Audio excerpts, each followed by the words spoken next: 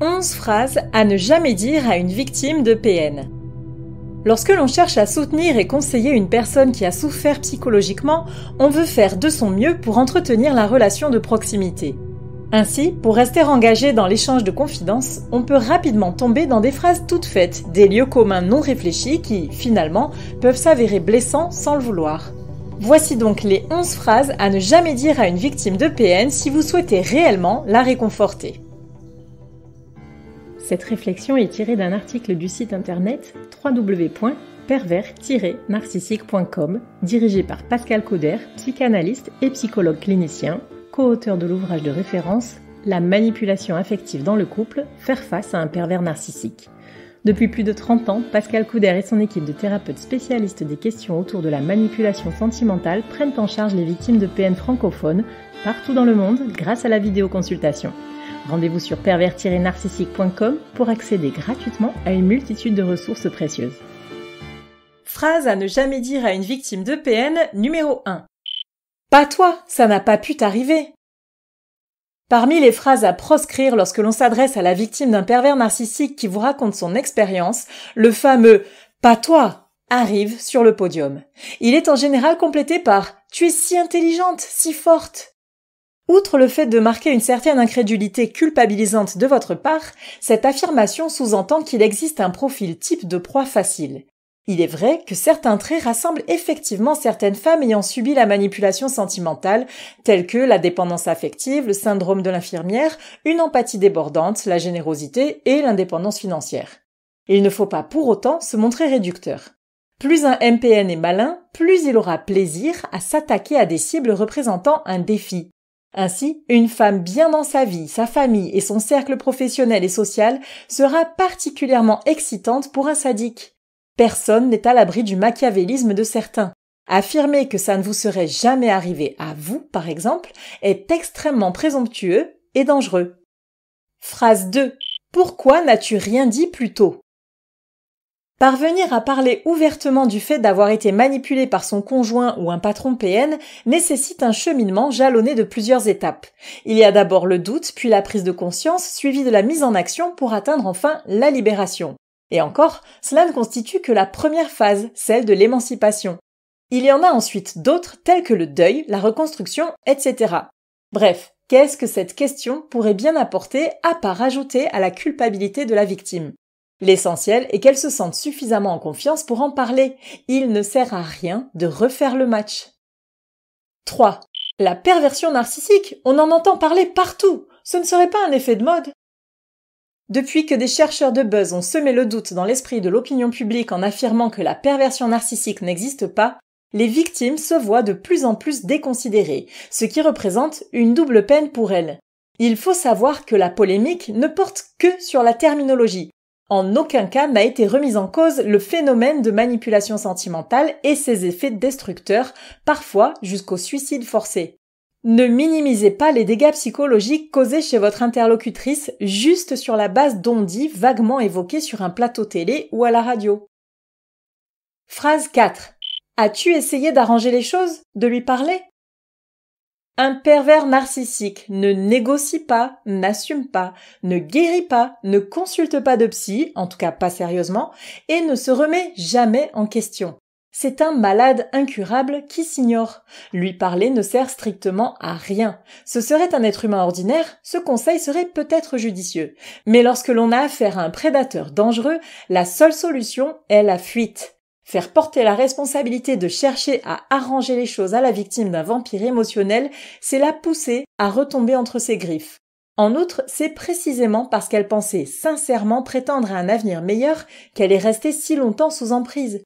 Si elle est partie, c'est qu'il n'y avait plus rien d'autre à faire pour sauver son intégrité psychique et physique. Ne la faites pas douter de sa décision, car elle a certainement été très difficile à prendre et à mettre en œuvre. Phrase 5. Vous formiez un si beau couple, vous aviez l'air si amoureux. Ne remuez pas le couteau dans la plaie en évoquant des souvenirs douloureux. Faire le deuil des bons moments passés avec un PN est l'une des phases les plus difficiles pour sortir de l'emprise toxique.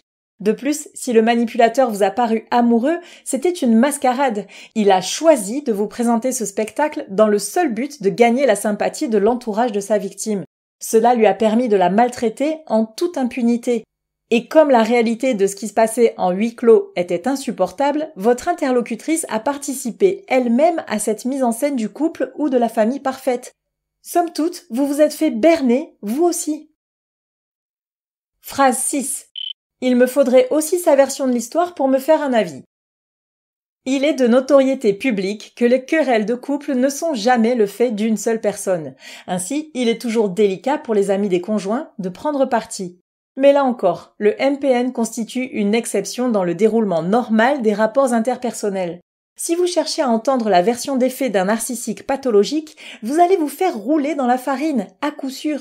Vous avez affaire à un maître de l'illusion, à un orateur hors pair doué d'une intelligence sadique. Son esprit est trop tordu pour que vous puissiez mesurer votre raisonnement au sien.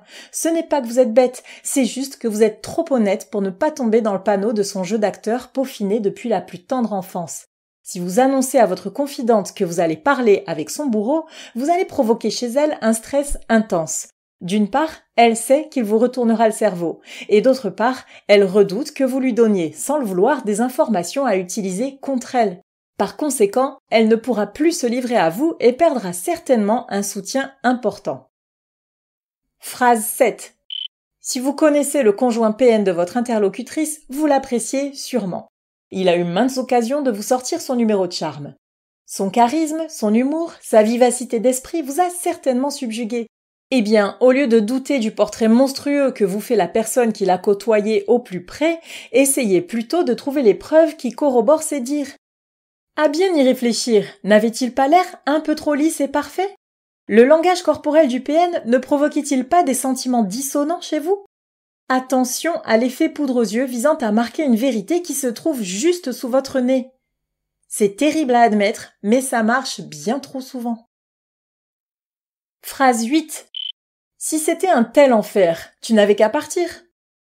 Dans le top des phrases à ne jamais dire à une victime de PN, celle-ci arrive probablement en tête. Évidemment, on devrait toujours remédier à une situation qui ne nous convient pas. Évidemment, il vaut mieux être seul que mal accompagné. Dans le cadre de la manipulation sentimentale, c'est bien plus facile à dire qu'à faire. Être en proie à l'emprise, c'est être intimement convaincu que l'on mérite un tel sort et que chercher à s'en échapper serait obligatoirement pire. Il se passe des choses à niveau neurologique qui dépassent la seule volonté. Un stress chronique installé depuis plusieurs années ne pourra pas être réglé du jour au lendemain.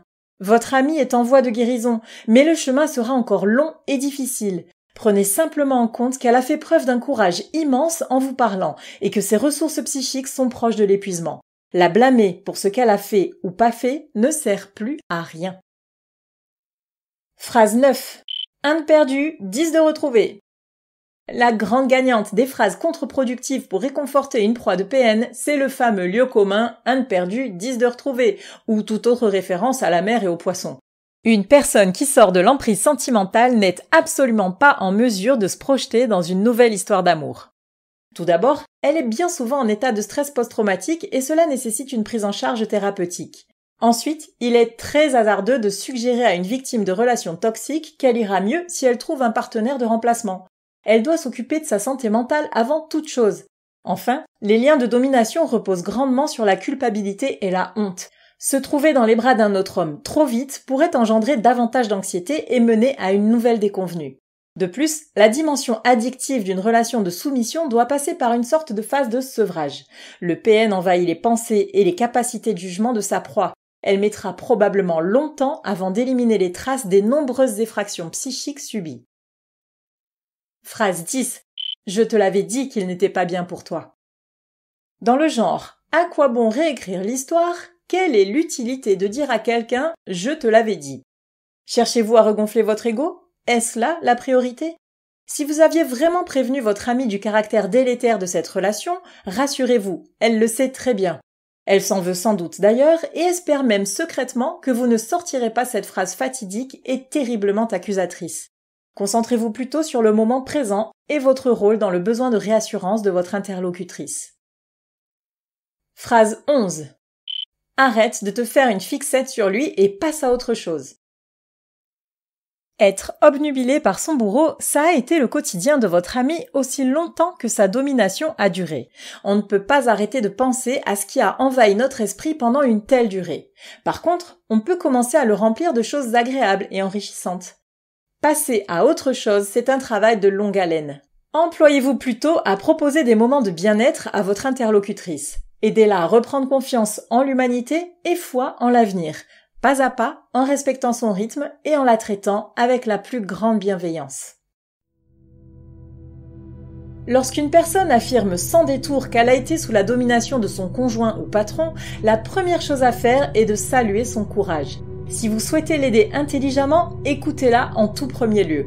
Si elle sollicite vos conseils, veillez à ce que chacun d'entre eux soit constructif et bienveillant. Si vous ne vous sentez pas capable d'avoir des propos réconfortants, faites-le savoir et prêtez simplement votre oreille attentive. Mais en aucun cas, ne vous laissez tomber dans les clichés et les exclamations blessantes. Nous venons de vous livrer un florilège de phrases à ne jamais dire à une victime de PN pour vous permettre de l'aider véritablement à s'en sortir.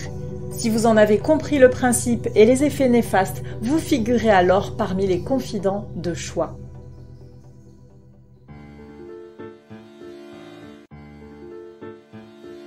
N'hésitez pas à vous faire accompagner par des thérapeutes spécialistes des questions de la perversité narcissique. Rendez-vous sur www.pervers-narcissique.com et trouvez-y de nombreux conseils sur comment gérer la séparation, comment gérer l'après, la reconstruction, et vous pourrez également rentrer en contact avec un membre de l'équipe. Ne restez pas seul. Merci d'avoir écouté ce podcast. Rendez-vous très prochainement pour un nouvel épisode. N'hésitez pas à vous abonner pour ne rien manquer des prochaines publications. À très bientôt.